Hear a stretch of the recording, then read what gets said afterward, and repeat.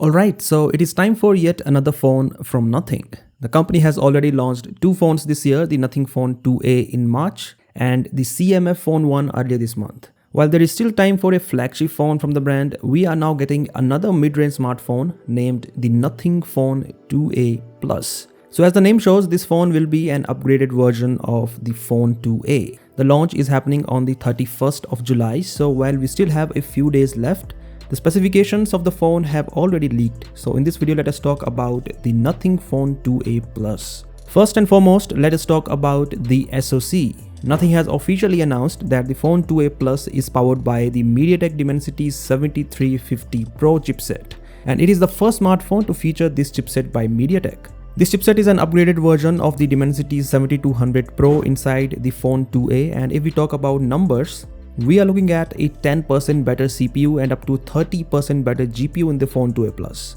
The phone is reportedly launching with 8GB or 12GB of RAM and 256GB of storage. It is also claimed that the RAM is LPDDR5 this time and not LPDDR4X.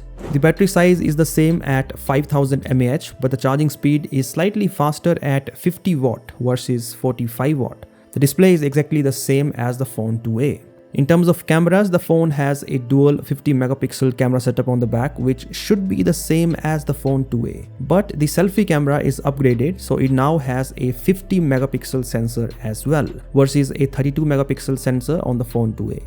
Finally, the phone runs on Android 14 based Nothing OS out of the box and will get 3 Android updates. The design of the phone is not yet known, so we cannot say if the Nothing Phone 2A Plus will have the same design as the Phone 2A or there will be some changes. What we know is that it will have a new metallic finish. And well, that is all about the Nothing Phone 2A Plus.